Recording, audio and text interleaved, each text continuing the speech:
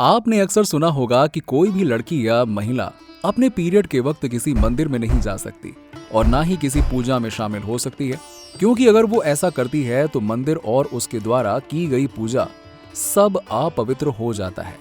क्योंकि अपने पीरियड के समय में एक महिला खुद अपवित्र होती है। लेकिन क्या आप जानते हैं कि हमारे भारत में एक ऐसा मंदिर भी है जहां महिलाएं अपने पीरियड के वक्त भी जा सकती हैं और उस मंदिर में स्वयं माता को पीरियड्स होते हैं?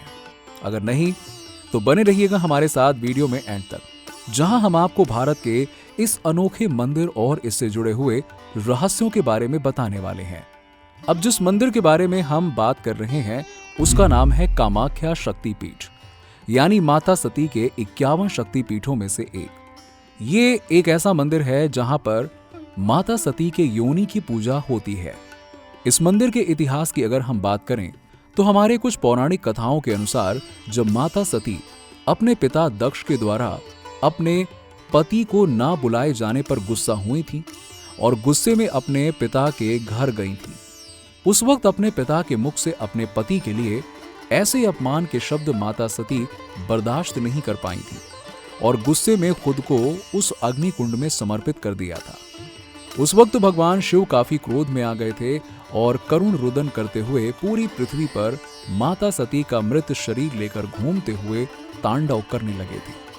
उस वक्त किसी की भी हिम्मत नहीं हो रही थी कि उनके सामने जाकर उन्हें रोका जाए। ऐसे में उनके इस तांडव से पूरी पृथ्वी डगमगाने लगी और संसार पर यह खतरा मंडराने लगा कि कहीं आज सृष्टि का अंत न हो जाए। तब जाकर भगवान विष्णु ने सृष्टि की रक्षा के लिए भगवान शंकर के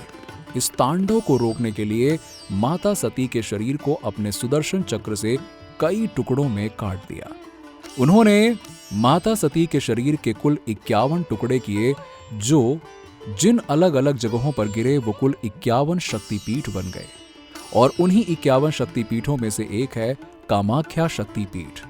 जहां पर माता की योनि गिरी थी। इसीलिए आज भी यहां माता की योनि की पूजा होती है।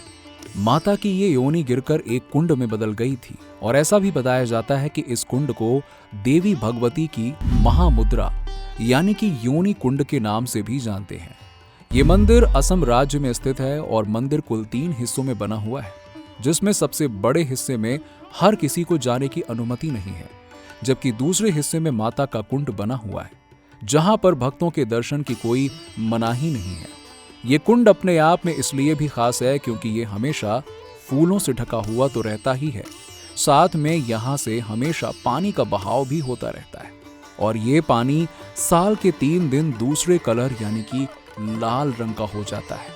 जिसके बारे में ऐसा कहा जाता है कि ये साल के वो 3 दिन होते हैं जब माता को महावारी होती है और इसी वजह से यहाँ पर पास में स्थित ब्रह्मपुत्र नदी का पानी भी लाल हो जाता है और इस वजह से इन 3 दिनों में इस मंदिर में स्नान करना भी पूरी तरह से वर्जित बताया जाता है। यहाँ अंबुबाची मेले के समय में लोग विशेष तौर पर जाते हैं क्योंकि उस वक्त माता अपने महावारी में होती है। इसमें 3 दिन के लिए मंदिर के दरवाजे को बंद कर दिया जाता है और इस दौरान मंदिर के अंदर एक सफेद कपड़ा भी रख दिया जाता है, जो 3 दिन बाद कपाट खुलता है तो लाल मिलता है, जिसे भक्तों के बीच में अंबुवाची वस्त्र बोलकर प्रसाद के रूप में बांट दिया जाता है। उस वक्त ये लाल पानी भी भक्तों को प्रसाद के रूप में बांटा जाता है। ये मंदिर तांत्रिक शक्तियों के लिए भी काफी फेमस माना जाता है और सभी तांत्रिक अपनी तंत्र मंत्र की विद्या को सिद्ध करने के लिए इस मंदिर में आते हैं और पूजा अर्चना करते हैं। ये मंदिर तांत्रिक और अघोरियों के लिए काफी फेमस है और इन खास 3 दिनों में पूरे गुवाहाटी में कोई भी शुभ कार्य नहीं किया जाता है और किसी भी मंदिर के कपाट भी नहीं खोले जाते हैं, बल्कि जब 3 दिन बाद चौथा दिन आता है तो उस दिन माता की मूर्ति को स्नान कराकर बाकी सारे विधि विधान और वैदिक अनुष्ठान करवाकर माता के मंदिर को आम जनता के लिए खोल दिया जाता है। इस मंदिर के बारे में ऐसी भी मान्यता है कि जो भी व्यक्ति अंबुबाची के पवित्र वस्त्र को अपने पास रखता है उस पर माता की कृपा हमेशा बनी रहती है। भक्तों के बीच ये मंदिर काफी फेमस है, जहां से कोई भी भक्त कभी खाली हाथ नहीं लौटता है।